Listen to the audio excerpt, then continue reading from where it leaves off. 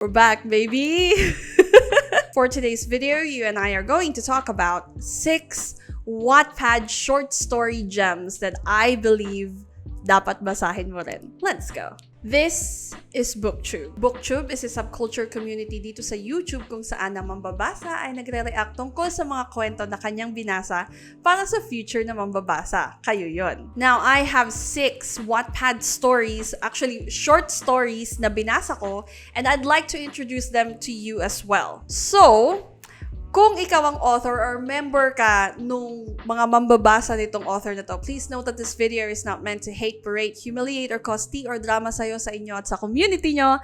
I'm not here for that. We're not here for that.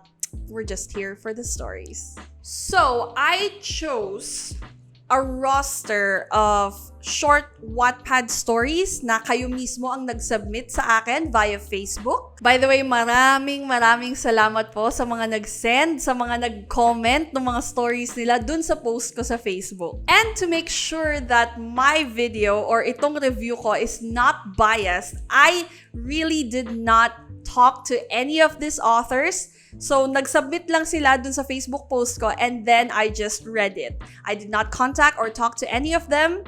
So, that's it. So, let's talk about the stories. Each story is in Wattpad format or yung digital format. You will not be able to read them in book form. So, nasa Wattpad lang talaga sila. Wattpad links are provided in the description. So, wait lang. Ano nga ba ang definition ng isang short story? So, short stories are fully developed stories pero mas maikli lang sila. Or significantly shorter sila pero elaborated na. Ang isang short story is about 1,000 to 7,500 words in length.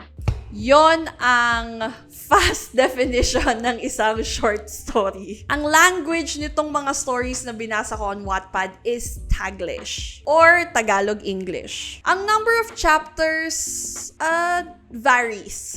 Sometimes talagang isang buong stories lang sila or minsan may mga parts of the story sila. So, kunyari, may part 1, part 2, ganon. Pero hindi sila yung super haba, super thorough na mga stories. Are there paid stories na nag-submit dito? No, unfortunately, wala. Which means, kung ako ang isa sa mga Wattpad admins, I would personally look at authors sa Wattpad na puro short stories lang kasi I feel like it's another form of literature that's not, particularly sa Wattpad, na hindi masyadong napapansin.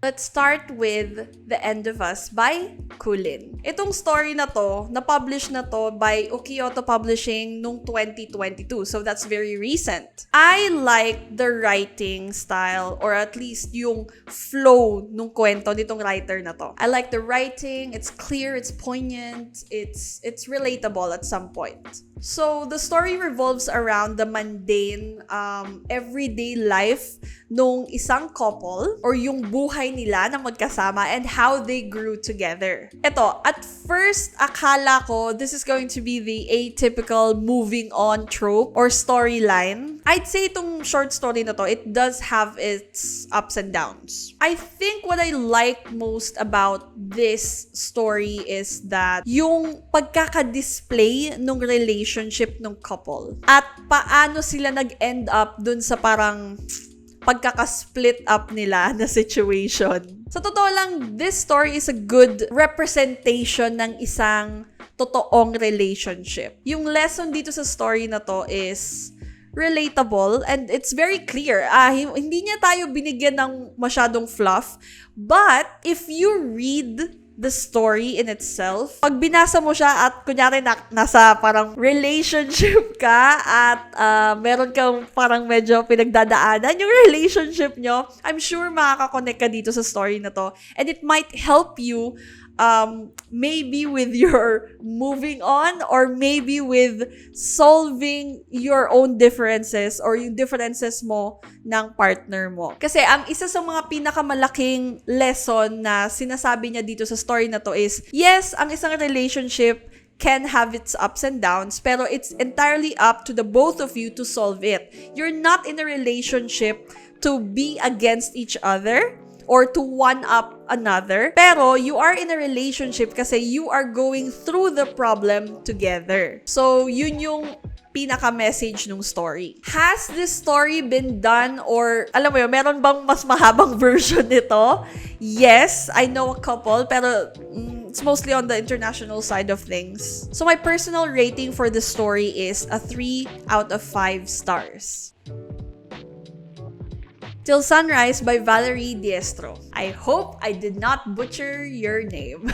So the story is published on Wattpad noong 2022 din. I feel like madami ang short stories na nag-submit sa akin na pinublish noong 2022. So, good for you guys. Sa totoo lang, itong story na to, it's giving me History's All You Left Me at saka You've Reached Sam na vibes. Ganun yung parang pinag-combine mo yung dalawang story and you get this. So, I'll give you a little bit of gist dun sa story. The story happened after the death of Celine. Tapos, yung main character natin dito ay isang lalaki na nagngangalang Chester. So, si Chester, naka-witness siya ng isang Christmas miracle. Bago mamatay si Celine, nag-promise siya kay Chester na, "Huwag kang mag-alala, manonood tayo ng fireworks together on Christmas Eve." And of course, alam na natin from the get-go na namatay si Celine dahil minention ito kaagad sa story. Of course, si Chester, nalungkot siya, naging sad boy siya.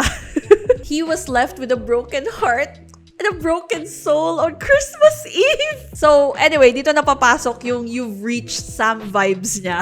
Kasi, itong si Chester, tinawagan niya yung number ni Celine. Tapos, he's not really expecting anyone to answer the phone, pero may sumagot. It's a stranger who got Celine's number. Tapos, sabi niya, sige, magkita tayo. Labas tayo. I'll meet you up. Parang ganon. So, noong una, si Chester, parang, bakit kita i-meet? Hindi naman kita kilala. Parang, hindi, ayoko lumabas. Basta, ayaw pa niyang lumabas. Kasi, why would you go out with someone who you don't really know? Pero ayun, yung stranger na ito, in-urge niya si Chester na, sige na, Christmas Eve naman eh, kita naman tayo. The thing is, I feel like this is such a cute concept, but since this is a short story, medyo nabitin ako.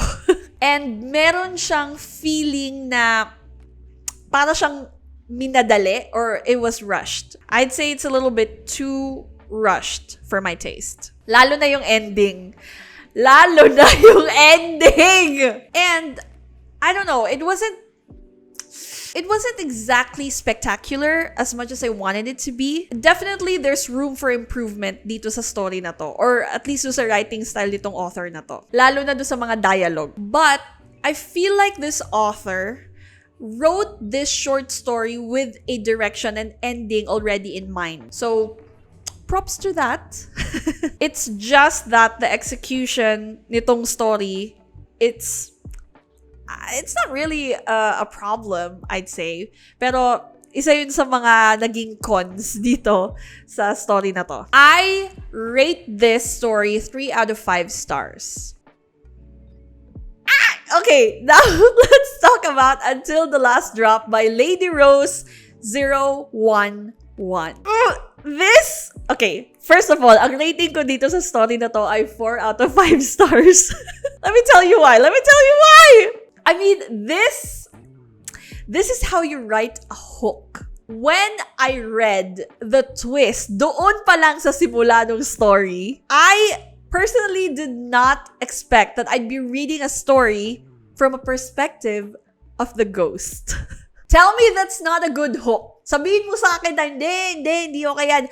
Girl, no, it's a good hook. Kasi just think about it. Most of the time, yung mga stories, ang focus nila is either yung POV ni Death, di ba? Nandun siya palagi kay kamatayan. Or, buhay pa yung tao, tapos parang nasa process pa lang siya ng pagkamatay niya or kukunin pa lang siya ni Death. But this one, ang intro niya is, eto, nasa 40 days tayo ng pagkamatay nitong character na to. Tsaka, the way na sinulat niya yung intro, yung introduction niya na, nasa 40 days nga tayo, I'm like, oh, that is so good! So the story setting is set during Celine's 40th day. Ngayon, kung hindi ka familiar sa how death and wake usually happens dito sa Philippines, some families and some, I suppose, religions, they celebrate the 40th day of death nung kung sino man yung namatay sa family nila. Ako personally, I think this is a cool concept kasi it allows the reader to envision a narrative that is unique and interesting. Yun nga lang, of course, 4 out of 5 stars siya kasi for me, I feel like the narration is fast-paced. So once again, para siyang minadali sa akin. You can expand your story to a couple of parts, okay? Parang talagang literal na short story siya. Although wala siya doon sa story mismo, I feel like mas maganda kung na-expound how Celine died. Ako, I think I'd stretch this story for at least a couple of chapters or a couple of parts that would have included several dialogues na mag-e-explain what went on during Celine's time of passing. At saka, wala lang, gusto ko lang din sana ma-explore yung interaction niya with the Grim Reaper. I feel like makakatulong yon sa pagkwento nung story ni Celine. At saka ang ganda din nung closing nitong story na to. Kasi sinabi niya doon na don't take your time for granted. Kasi tayong lahat, mamamatay tayo eventually, and whatever time we have left, use it. So the next story is The Irrevocable Us by Emina Daisuke. The story was published in 2020. So, yeah. Hi, this is an easy 5-star! Pero ito, the story is not enough. It ended so fast. I want more. I want more of this. I want more. I need more. Honestly, hindi ko alam kung may book deal na tong author na to, pero you guys are missing out. Basahin nyo to. Diyos ko, gusto ko siyang gawin libro. This story reminds me of Ruby Sparks, yung movie. Only this time, Ruby Sparks meets Death Note. I know, medyo weird combination, pero it actually works. And you know me, I love Death Note.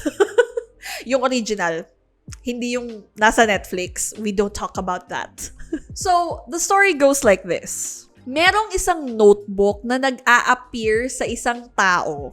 Or rather, dun sa MC natin na si Lisa, which granted her to take control of her life literally. Everything she wrote on the paper comes true. So, let's say, kunyari, ito yung notebook na yon. So, isusulat ko dito na magkakaroon ako ng $3.5 million and magkakaroon ako ng Ferrari. So, magkakatotoo yun. Magkakaroon ako ng $3.5 million at magkakaroon ako ng Ferrari. Anyway, so itong main character natin na si Lisa, she starts writing the chapters of her life. It's actually pretty mundane. And the story goes on to show us, showing not telling, this story showed us how her relationship works with her husband. Her husband is named Leo. So, totoo lang nung una, akala ko parang, wait lang, is Lisa like a battered wife? Bakit ganito yung pag-uusap nilang dalawang mag-asawa? Kasi there's a dialogue here na parang hindi niya matignan ng maayos yung asawa niya until the end of chapter 2. That's where it all made sense! Pero TBH, yung ending nitong chapter 2 got me flipping. Actually, this story is more like showing us that we are all capable of being bad or evil given the chance and the power. Meron tayong good and bad, yin and yang within us. I feel like there's also like a sense of guilt reflected doon sa character ni Lisa. Pero I suppose one of the main lessons dito sa story na to is you cannot erase what's already been done. The past is already in the past and you can no longer change that.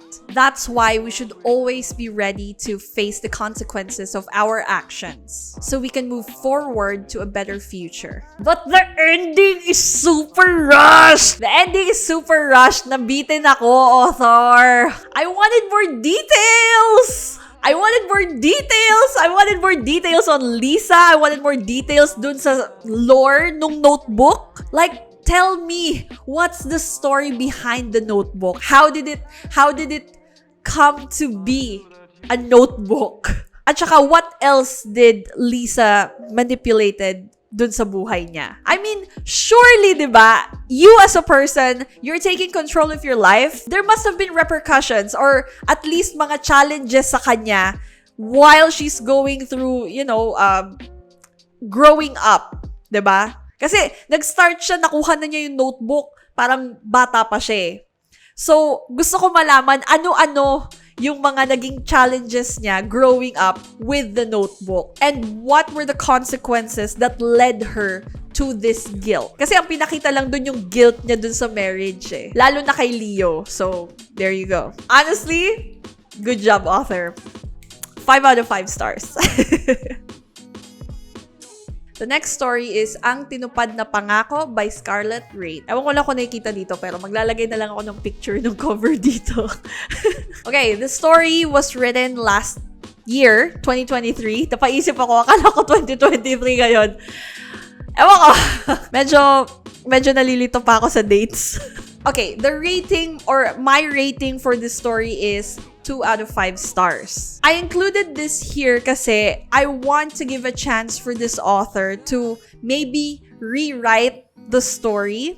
Kasi 2023, 2024 na ngayon, surely this writer must have improved over a span of a year, diba? At saka may heart naman kasi yung story eh. There is actually a good lesson here. Yun lang talagang delivery ng story. The story is mainly focused on forgiveness and it's setting us up, or rather setting up the stage for a rather tragic story. But it wasn't well executed. For one thing, marami akong napansin dito ng grammatical errors as well as punctuation errors. And I feel like the writing style is still pretty raw. Pero wag kang madidismaya kasi everyone has got to start somewhere, di ba? Yung mga writers naman kasi natin, hindi naman talaga sila lahat may team to maybe proofread or professionally edit yung mga manuscripts nila bago nila i-publish online. And I understand na marami sa ating mga readers ang gusto natin kaagad pag nabasa natin on Wattpad. Talagang malinis, planchado. But the reality on writing on Wattpad is, hindi naman kasi talaga tayo lahat may background sa writing or at least sa tamang pagsusulat. So, although I gave this writer or this story, not the writer, this story 2 out of 5 stars, it doesn't mean na dapat madismaya ka na. Okay? Ito, hindi ko kasi alam kung bagong writer ka or I don't know, you're new to the community, pero whenever someone would professionally criticize your story, please don't feel bad. Okay? Kasi, I don't know, pero madaming writers ang na-offend na mababa ang stars or review na binibigay sa mga sinulat nila. But the thing is, iba-iba kasi ng intentions yung mga tao sa pag-review nung mga sinusulat nyo. So not everyone's out there criticizing you as the author. It's mostly just your work. Okay? Yun ang difference between a critic and a basher. So ngayon, I'm telling you, if you are watching this video, please do not feel bad. I'm sure you will work it out at magkakaroon ka pa ng chance to enhance your writing skills. And just in case, alam mo yun, ma-dismay ka or you would feel bad, it's normal. It's okay. I'm sure and I believe in you na pag nagsulat ka lang na nagsulat, you're gonna improve. So, don't feel bad na 2 out of 5 stars lang yung binigay ko for this story. Okay? There are only a couple of characters introduced dito sa story niya na to, which I think it works well din kasi short story. Short story ang theme natin dito sa video na to. Pero, ayun nga, sabi ko, parang masyadong binilisan nitong writer na to yung pagkakasulat niya nung story. It's like reading or watching a teleserye na naka 2 times speed. Ang daming missed opportunities to include details dun sa story mo. At saka yung mga added interactions ng mga characters sa isa't isa. So, ewan ko, personally sa akin, parang nagkulang ka lang dun sa details, sa narration, sa plot. Ayun, speaking about plots, may mga plot holes din akong napansin dito. And that's okay, that's normal. Especially yung part about the photos. It's somewhat tragic kasi merong, well, it's not really a character, pero na-mention lang. So, may namatay dito sa story na to. So, that's supposed to be like an avenue to show your readers how grieving happens or yung process ng pag-grieve ng isang tao. Show us what happens in the story. Show, not tell. Kasi itong story niya, parang it's more of a tell kind of narration. So, show us the steps na ginawa ni Artemis in order to move forward and become the woman that she is. At paano siya nag-arrive dun sa forgiveness stage niya. And yung regret niya na present mo dun sa end of the story. Pero, you know what? Actually, props to the author still kasi merong, the way na sinulat niya yung twist, I did not see that coming. It's just that the execution flopped. I feel like the story shouldn't have been a short story. Siguro mas maganda na naging novel siya or longer format. Kasi madami kang pwedeng ipakita eh. Madami siyang pwedeng maging avenue or details dun sa plot. Pero dahil nga ginawa niya short story, na madali yung pagkakasulat. At saka, I feel like kung mas mahaba yung pagkakasulat niya nitong story niya na to, mas mag-root ako dun sa mga characters niya. And I'd feel absolutely sorry for the characters. Kung sana mas marami yung details na nai-representa nitong writer na to, that would have worked. And then, rather than skipping over the years, 'di ba? Parang mas makakatulong sa story niya kung mas naikwento pa niya ng mas mahaba yung story. It's still pretty bland. Itong version na to.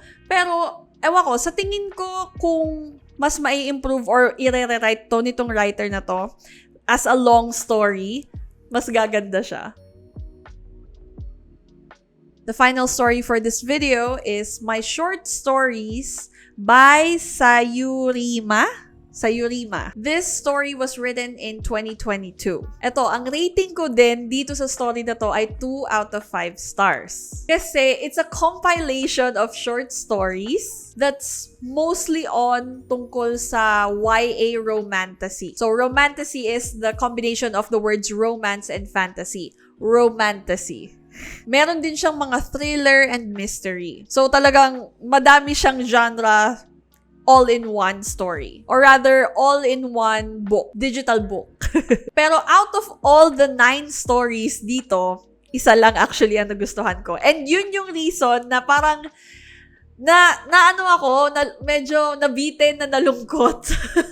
And yung story na yon is called The Image. It's a very raw story, but the thrill that comes from reading the story is something else. Sa akin, para siyang solving the mystery at saka who did it? Who did the crime of sorts? Para, it's not really too much of a crime. Well, I specifically love how this writer wrote the last bits of the story. I don't remember. Well, actually, I don't think I've ever read any story that ended like that.